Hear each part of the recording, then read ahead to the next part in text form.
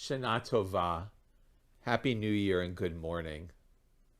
Last night I shared that while I would like to present 3 talks on how we can approach life during this pandemic, what we can feel, think, and do, of course there are no simple answers.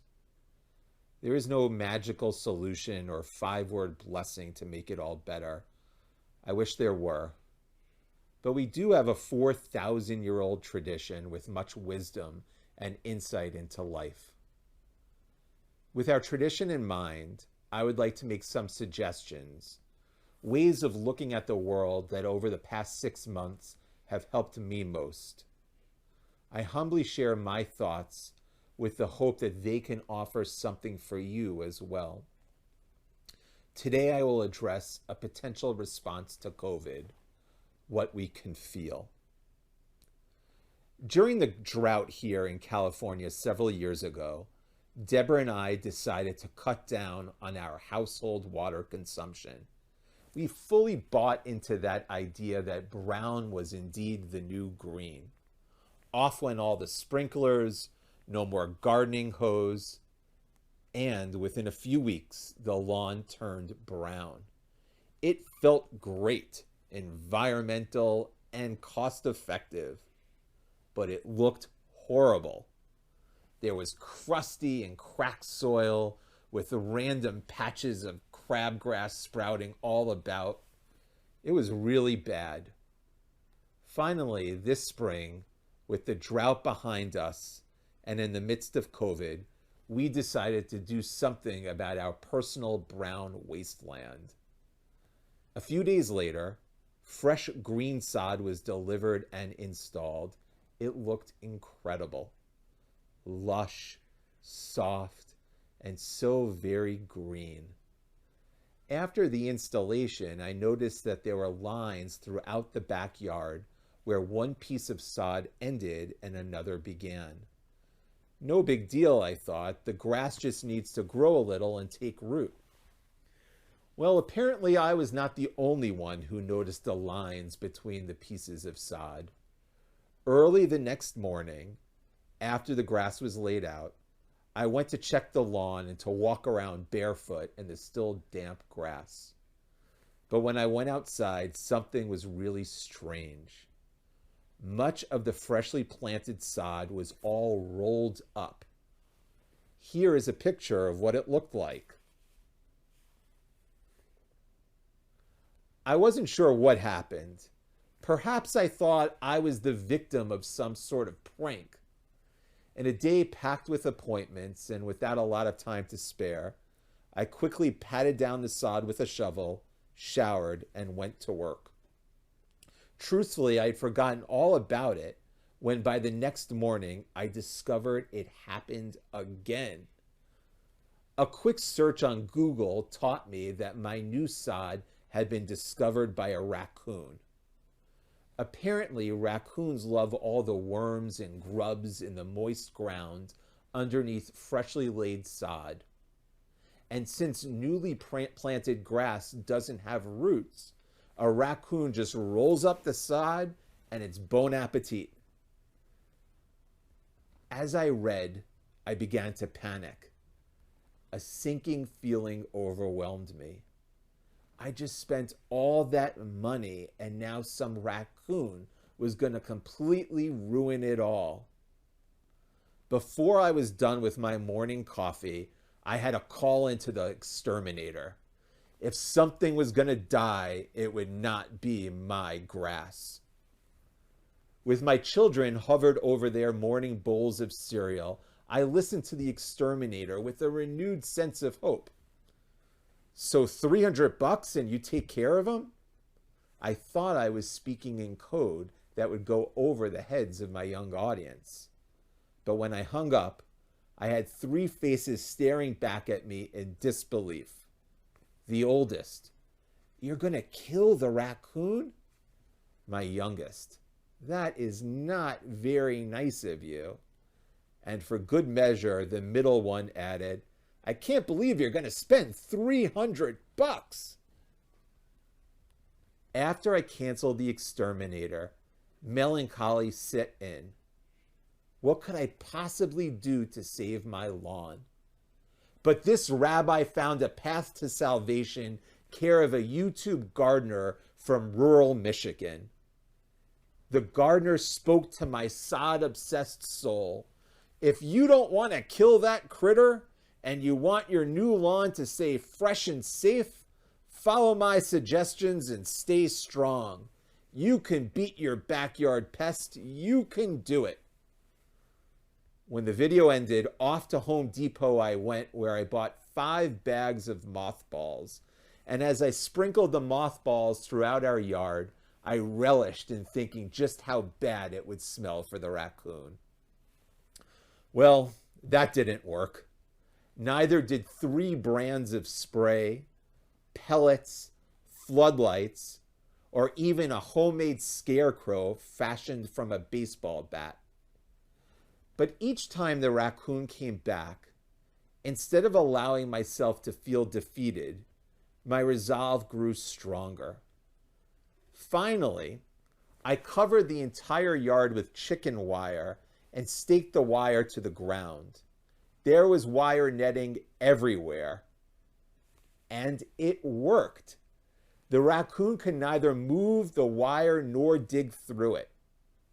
After a week-long battle, I fought off the invader and my sod was saved. I declared myself victorious. My wife called me obsessive, but let's not quibble over details. Around the same time that I was waging this war against the raccoon, I read a book that clearly had a big impact on my approach. In his book, The Stoic Challenge, A Philosopher's Guide to Becoming Tougher, Calmer, and More Resilient, William Irvine encourages us to think of our lives as a story with a happy ending. Just like every good story needs to have a setback, the same is true with life. Drawing inspiration from the ancient Stoics like Seneca, Irvine suggests that instead of allowing our setbacks to derail our lives, we should regard them as obstacles to overcome in order to assure a happy ending. With Irvine's Stoicism in mind, instead of allowing the destruction of my lawn by the raccoon to get me down, I saw it as a challenge to overcome. Backyard pests are hardly the worst kind of challenges. Sometimes we face circumstances that truly threaten our lives or the society in which we live. We are worried about getting sick. We fear that our country is falling apart. We all stand at the precipice of despair. It seems to me that we can all use a good dose of contemporary Stoicism. Think of Winston Churchill. Just a few months ago, the author Erik Larson published The Splendid and the Vile, a riveting account of Churchill during his first year as Prime Minister of Great Britain. When Churchill assumed office, he took over a country that appeared perilously close to total annihilation. Great Britain's strongest ally, France, was about to fall to the Nazis. Hundreds of thousands of British soldiers were trapped across the English Channel at Dunkirk. And even after the British successfully evacuated its forces with a fleet of small boats, there was the possibility, or even the likelihood, that the Nazis would utilize the same strategy, a reverse Dunkirk in a way, in order to invade Britain. Adding to the threat from the ground, Churchill had a rush to prepare the Royal Air Force to defend against the formidable German Luftwaffe. For 8 months, the British endured wave after wave of Nazi air assaults, including a period of 56 out of 57 straight days where bombs fell upon London. And let's remember that then, seduced by the allure of isolationism and determined not to intervene in what was perceived as a European matter, the United States in 1940 remained on the sidelines. Facing the greatest threat known to modern man, Great Britain stood alone and vulnerable. But instead of bending to all this pressure, Churchill remained determined to defeat the Nazis. Remember, this is a man who is famous for having said, "A pessimist sees the difficulty in every opportunity. An optimist sees an opportunity in every difficulty."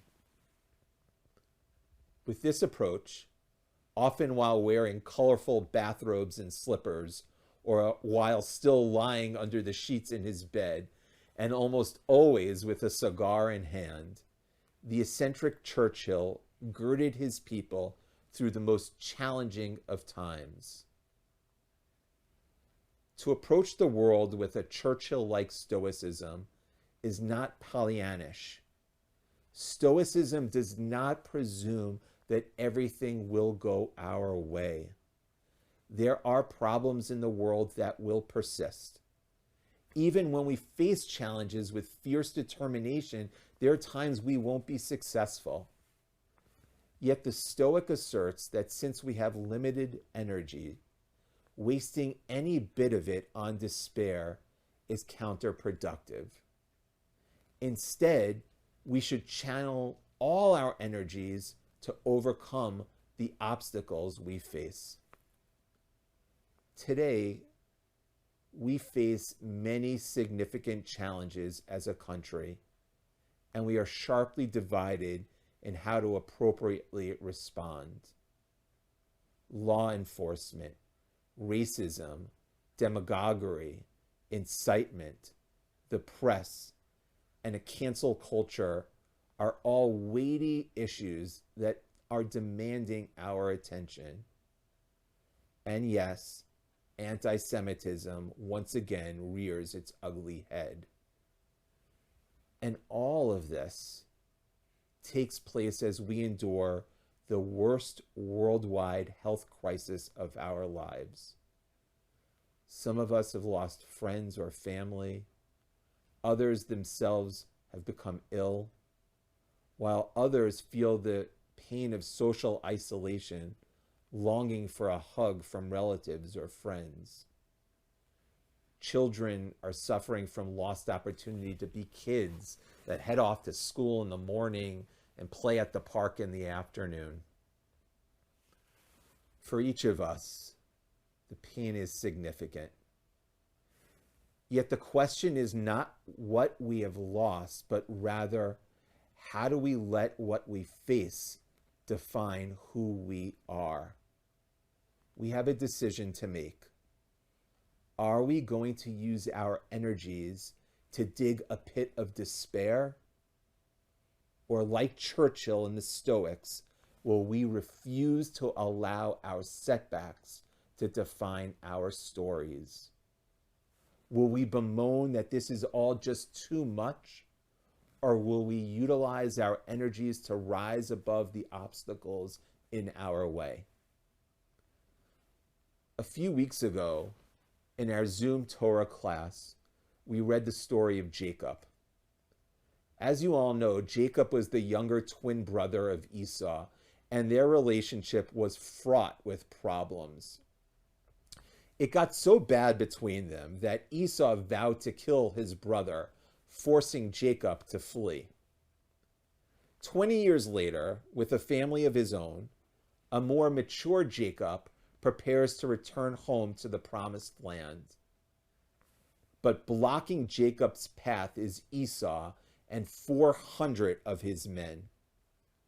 With these numbers, Jacob knows Esau can easily overwhelm him. Yet despite that existential threat, Jacob does not complain.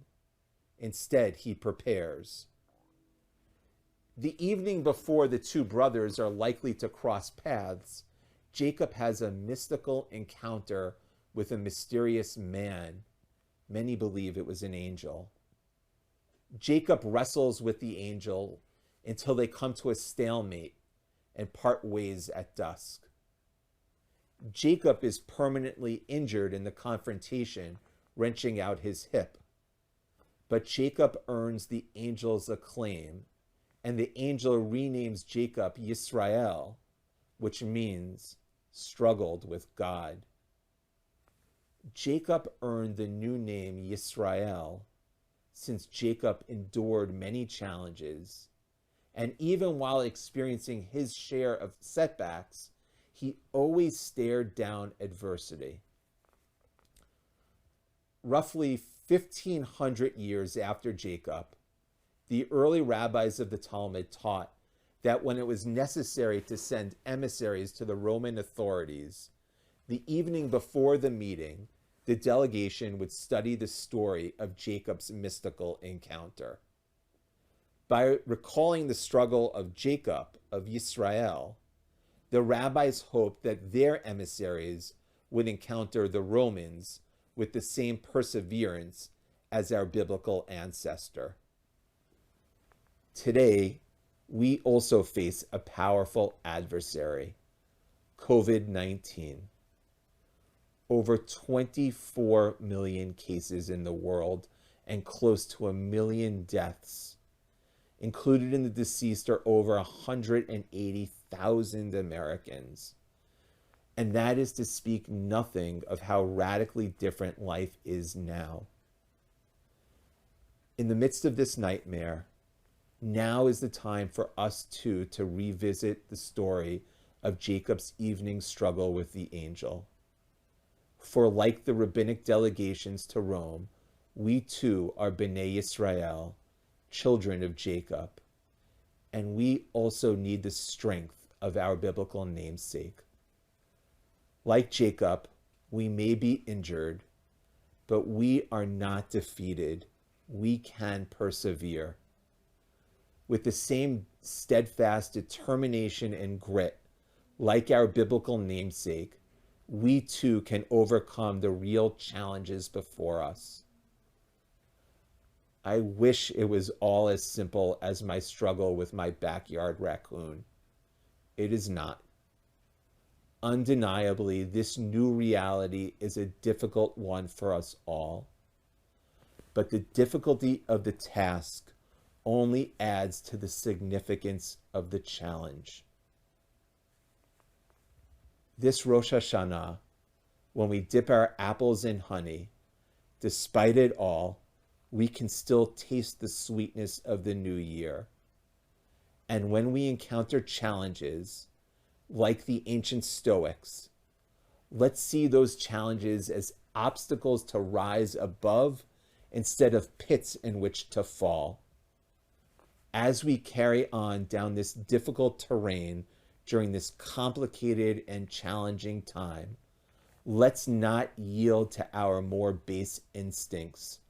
Grumbling and cynicism will get us nowhere.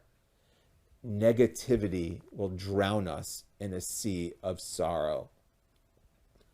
Instead, like Jacob, Yisrael, let us continue to struggle despite the setbacks.